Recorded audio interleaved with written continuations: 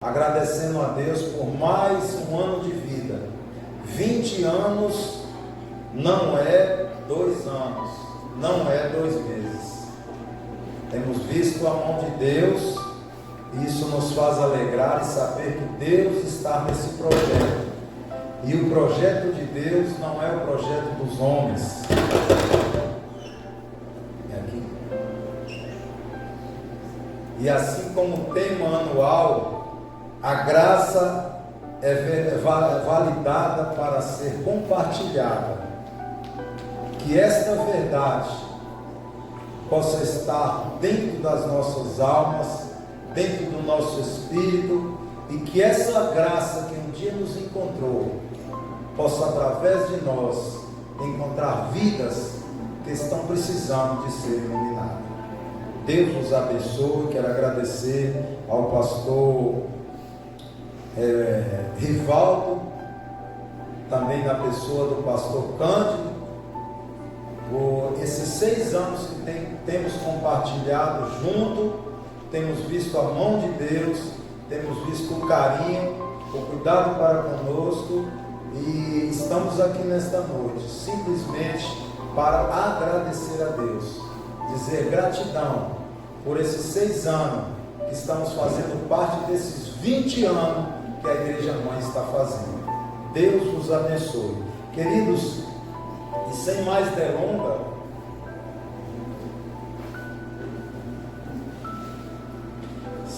delongas, estava ali atrás, e aí segurei, porque estava com o Gabriel, mas eu sou apaixonado por esse hino que foi cantado aqui. E aí segurei para não chorar, porque senão chega aqui na frente e não sai nada, né? Eu quero voltar ao primeiro amor, ao primeiro amor, eu quero voltar a Deus. Que coisa linda! E eu creio com toda certeza, Paulo, que esse mês, essa igreja tem sido sacudida pela graça. E assim como Jesus disse num dia de festa, eu creio que hoje Ele está fechando com chave de ouro esse 20º aniversário, como Ele disse um dia, e no último dia da festa, Ele disse a todos: quem tem sede, venha a mim e beba da água da vida. Se nesses 4 semanas, não foi que foi no mês de novembro, se por acaso você ainda tinha dúvida na graça, aí eu faço como o escritor do livro aos Hebreus: portanto, diante de tão grande testemunha, corremos para o alvo que é Cristo. É dele que vem a graça, queridos. Então eu creio que Deus já falou no seu coração esses dias. Eu não estou aqui, nem quero, não nasci para isso, de trazer novas coisas diferentes. Eu sou como os animais que remoem. Já viram dizer, e a própria Bíblia diz, que se nós formos inteligentes, temos que fazer como os animais que remoem, como o bode, como o boi. Ele come de manhã, alguns até vai ficar meio estranho, mas à noite ele senta ou deita, traz tudo aquilo de volta e remoe tudo para sentir o gosto. E aí ele se alimenta de verdade. Não tem coisa melhor do que você remoer essa palavra. Novidade. Eu ainda sou meio tradicional. Eu não venho aqui para trazer nada de novo, mas eu tenho uma palavra para você nesta noite. E foi dito por esta peça: quem tem ouvido, ouça o que o Espírito diz à igreja. Queridos, e esses dias, quando a irmã Silvana mandou para mim o tema e mandou também a divisa, fiquei a pensar, olhando as mensagens que o pastor Cândido manda para a gente, e pedindo a Deus que viesse falar conosco nesta noite, mais uma vez, como Ele tem falado. E o Espírito Santo colocou no meu coração para que nós lêssemos no livro de Atos dos Apóstolos, o capítulo é o 13.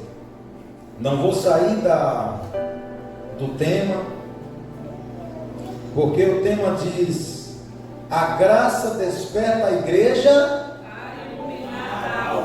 A graça desperta a igreja. Amém. Atos capítulo 13, vamos ler o versículo 47 e o versículo 48. Mas não vamos sair da graça. Fique na graça.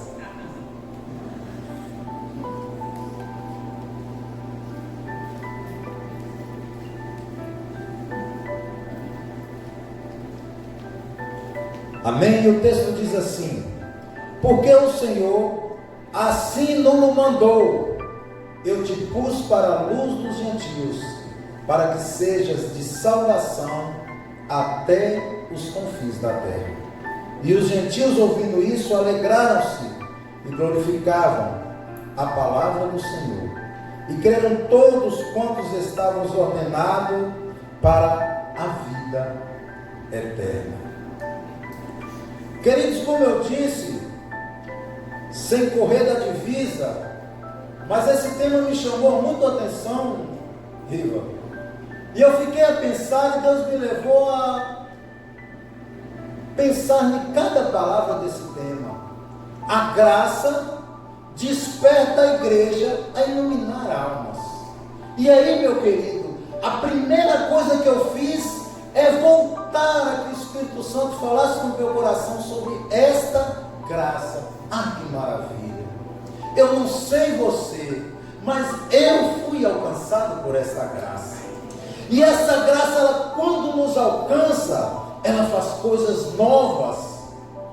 E aí eu gosto de Paulo quando ele escreve em 1 Coríntios capítulo 15, versículo 5: mas graças a Deus que nos dá vitória por nosso Senhor Jesus Cristo. A vitória chegou até nós através da graça, queridos. Imagina nós perdidos neste mundo. E aí eu gosto que nós estamos fazendo pré-batismo na igreja, e aí eu fico fazendo os irmãos repetirem, né? Para que fique ali inculcado, como diz a palavra de Deus. Eu gosto muito dessa palavra. Inculca nos seus filhos, inculca em todos, andando, sentado, levantando, para que não saia da sua mente sobre a palavra de Deus. E aí eu gosto de falar com os irmãos sobre esta graça. E aí, falando com ele desta graça, essa vitória por meio do nosso Senhor Jesus Cristo, eu digo para eles assim: olha onde nós estávamos antes. E aí lembrei de você, Rodrigo, o dia que você estava falando do que disse a reflexão com os rapazes. Olha da onde você saiu e a graça te alcançou. Aí Tito vai mais longe, ele diz assim: ó, a graça do Senhor se manifestou de todos os homens. Mas se nós fôssemos pensar que outrora nós estávamos perdidos, aí eu falo com os irmãos assim: na brincadeira, na hora que eu chegar no céu, eu vou dizer para Adão e Eva: moço, o que você fez eu passar, né? Rapaz, você peca lá e sobra para mim. Aí eu falo com os irmãos: não é verdade? Os irmãos: não. Então quem pecou? Aí eles vão lá em Romanos 3:23, todos pecaram e destituídos estão da glória de Deus. Queridos, imagina isso. Eu e você afastado da graça, perdido. E aí eu gosto muito do livro de Gênesis. E quando eu estou lendo o livro de Gênesis, eu fico imaginando quando Deus tira Adão e Eva para fora do paraíso, coloca 2 querubins na porta e diz: aqui ninguém mais entra. Está separado, está cortado a minha intimidade com os homens. E uma espada que flutuava. Aí eu gosto de brincar, eu sempre falava com o Rodrigo: se correr o bicho pega, se ficar, desculpa a expressão, eu sou meio chulo mesmo. Mas imagine você, se você foge dos querubins, a espada te pega. Agora quem vai entrar mais no santuário do Senhor? Ninguém. dia, um cordeiro sem pecado, glória a Deus, vai lá na cruz e morre por mim e por você. Aí o texto diz assim: e o véu do templo, que tinha lá simbolizando um querubim de um lado e um querubim do outro, é rasgado de alto a baixo. Aí eu gosto quando eu chego arrepiado daquele hino horrível que diz assim: quem já entrou no Santo dos Santos em outro lugar não sabe viver. Querido, se você já entrou no Santo do Santo, como diz essa peça, como você quer voltar para esse mundo perdido? A graça nos alcançou. Querido, as boas novas, as novas do Evangelho já chegou para nos salvar. E aí nós fomos achar. A graça chegou. Cristo, aí em Hebreus vem, capítulo 10, e diz assim: porque o véu era o seu próprio corpo. Olha, foi rasgado de alto a baixo, para que eu e você pudesse estar aqui nesta noite. Aí a graça nós já alcançamos. Aí a próxima palavra diz assim: desperta a igreja. Eu fui atrás da etimologia da palavra despertar, tanto dela separada como ela dentro da religião. E pasmem vocês, foi o que foi apresentado aqui. Despertar é acordar quem está dormindo, é despertar aquele que está parado num canto ou está imobilizado. E aí o texto que nos traz a divisa diz: desperta tu que...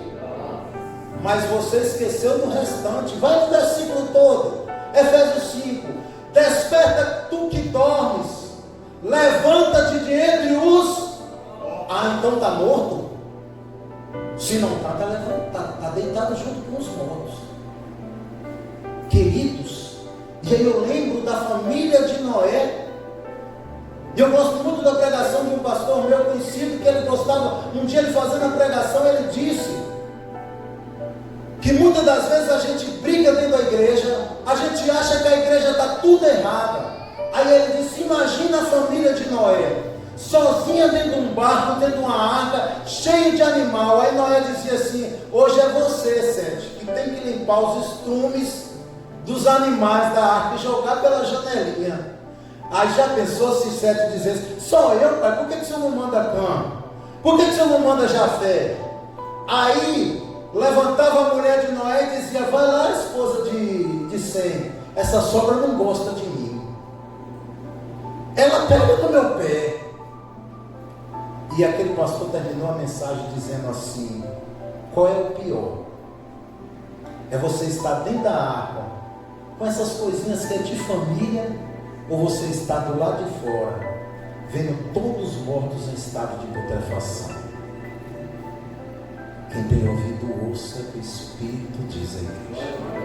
Aí Deus chega para Ezequiel 37, e Ezequiel, em uma visão, que muita gente diz que aquilo estava acontecendo, mas o texto diz que é uma visão. Deus leva ele lá em Israel, e ele vê um vale de ossos secos. E eu imagino Deus dizendo àquele profeta que estava assim com ele, que só quem é assim com Deus que Deus usa. Eu imagino Deus chegando para Ezequiel no capítulo 23 e dizendo assim: Ezequiel, eu te ungi profeta, mesmo você vindo de família sacerdotal. Agora amanhã por essa hora eu vou te tirar o que você mais ama. Aí o próximo versículo diz assim: no outro dia minha mulher morreu. Só que aí ele diz: levanta e vai dizer a este povo que eles estão mortos. E aí Deus chega no capítulo 37, aquele vasto vale de ossos secos, e Deus diz para Ezequiel: pode esses ossos viverem? Queridos, quando eu vejo esse texto, eu imagino o tempo que nós estamos vivendo. E eu não quero dizer nem do povo lá fora.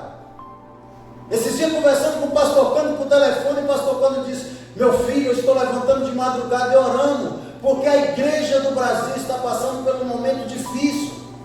é briga entre lideranças. A política entrou dentro da igreja. A igreja está dividida e ele estava falando alguma mentira? Queridos, me mandaram um vídeo de um pastor dizendo para ninguém nunca mais vir no Nordeste.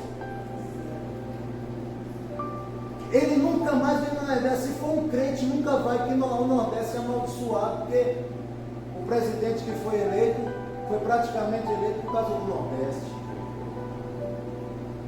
Quantas coisas nós ouvimos nesses dias.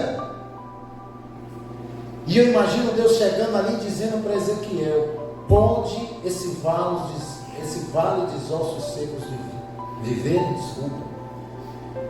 A situação era tão difícil que a gente julga Ezequiel, mas ele olhou para Deus e disse: tu sabes.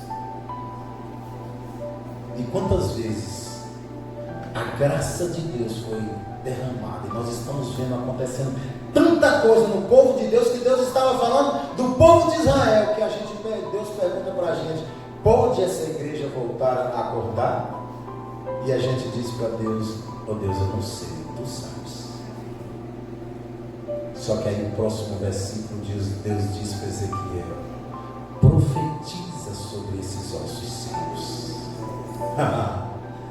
Aí Ezequiel disse: ossos secos, torne a viver. E eu comecei a ouvir como um ruído de ossos procurando os seus ossos, e se formou um grande exército. Se nesta noite Deus nos vai despertar para voltar a ser uma igreja, um exército de Cristo para levar a graça. E muitas das vezes, queridos, nós estamos andando como zumbis. E quando eu falo nós, estou falando de mim. Eu gosto muito das pessoas antigas, diz que quando a gente faz assim para alguém, nós estamos apontando para um para Deus, e 3 dizendo: e você, como está a sua vida? Aí o texto que nós lemos disse assim: porque o Senhor nos mandou e disse: eu te pus para a luz dos gentios. Jesus, quando ele estava no grande sermão da montanha, ele começa o sermão dizendo das bem-aventuranças, e ele diz, o próximo contexto, ele diz o quê? Vós sois o sal e a luz do mundo. Mas a luz foi feita para ficar escondida. E quantas vezes nós, como igrejas, fomos feitos para iluminar, estamos escondidos sem iluminar nenhuma alma. Esta noite, que o Espírito do Senhor possa falar nos nossos corações. É muito bom louvar, é muito bom adorar a Deus, é muito bom dizermos que somos cristãos, mas Deus nos colocou para ser luz em meio às trevas. Queridos, ontem, sexta-feira, eu fiquei muito feliz. Tem uma jovem senhora em Iramaia, nossa amiga, e várias vezes quando a gente estava conversando, ela dizia assim: eu não tenho certeza de salvação. Misericórdia, Senhor. Nós temos que ter certeza da nossa salvação. E o tempo foi passando, e a gente falando do amor de Deus para ela, não é do nosso ministério. E ela foi compreendendo que ela deve ser luz. E aí, dia de sexta-feira, a Márcia viu também. Eu estou conversando com Márcia. Aí eu falei até com o Genima assim: que coisa linda. Eu não falei nada, porque tira até a alegria do coração. Eu estou de costas, de repente aquela mulher passando, dando folhetinho de barraca em barraca para as pessoas.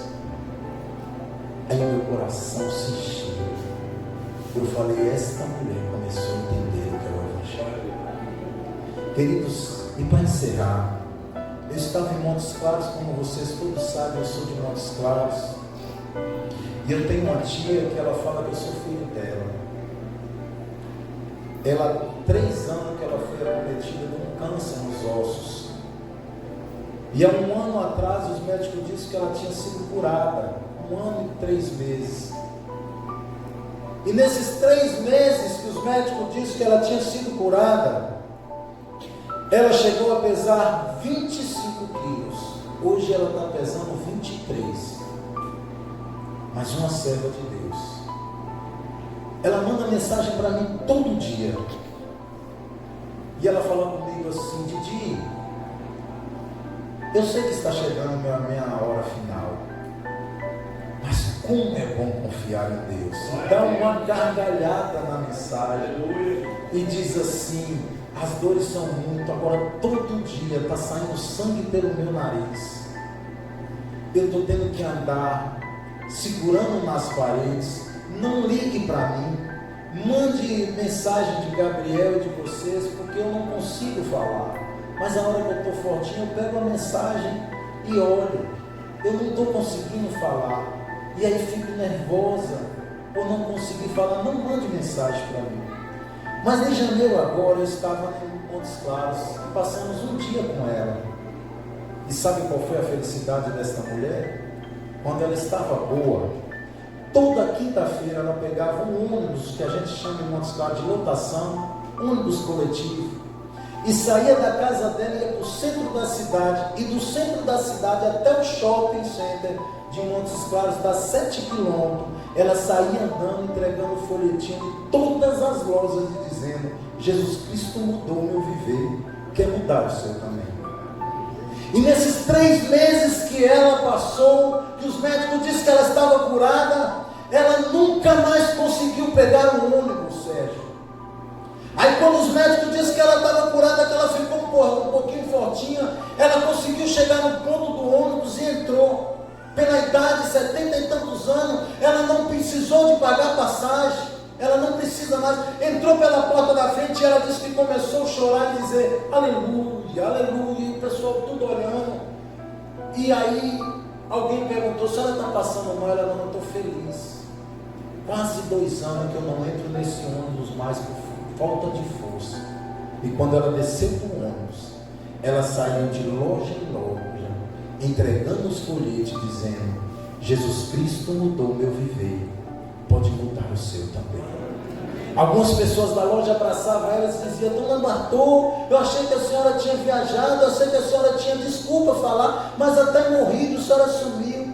E ela dizia para as pessoas: eu fui acometida de um câncer, mas os médicos dizem que eu estou curada, vou fazer a melhor coisa, porque se Deus me deu a salvação, Ele pode salvar você também.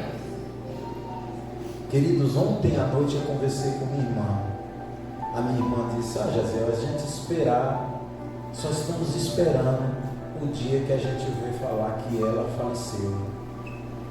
Ela me disse que estava chateadinha com o médico dela, porque o médico disse para ela: dona Beta, eu vou ser muito sincero para a senhora, se juntar a senhora tudo, não dá nada. Eu estou tirando todos os remédios da senhora. Mas ela disse que quando um vizinho está lá discutindo, ela sai e diz: senta aqui na minha casa. Pare com isso.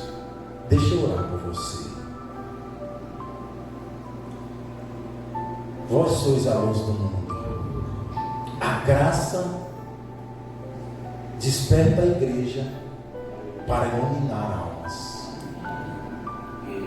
Se hoje alguém precisou de ouvir uma palavra do Senhor, será que eu e você saiu? Eu não estou falando de ninguém aqui. Eu disse aos irmãos, já encerrando, que lá na cidade tem um rapaz alcoólatra e ele sai dando murro nas pessoas. E eu me conhecendo, um dia eu estava passando no fundo do mercado e quando eu ouvi: olha quem vem lá, ele, como é que é o nome dele? Isso, tem um apelido de Tamarino. Vem Tamarino de lá para cá. Só eu e ele, pastor, no fundo do mercado. Passou uma mulher e ele fez com o braço que ia dar um murro na mulher. E eu falei, ai Senhor, não deixa esse homem dar um murro não, senão eu dou dois mesmo. Olha, um missionário. E aí abaixei a cabeça, Tamarina vem do lado direito, vai eu para o lado esquerdo de vocês, bem devagarzinho, passando, quase se apertando no mercado. Quando estava perto de Tamarina, ele deu um pulo, caiu na minha frente e eu falei, agora. Ele olhou dentro dos meus olhos, me ajude, pastor, ora por mim, eu estou querendo sair dessa hora. Queridos, que vergonha que eu fiquei.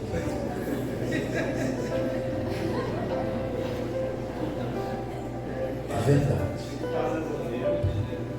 E aí, um dos grandes, conhecido como príncipe dos pregadores, Charles Spurgeon, disse um dia que o mundo está muito mais preparado de receber a mensagem do que nós que dizemos ser cristãos de entregar.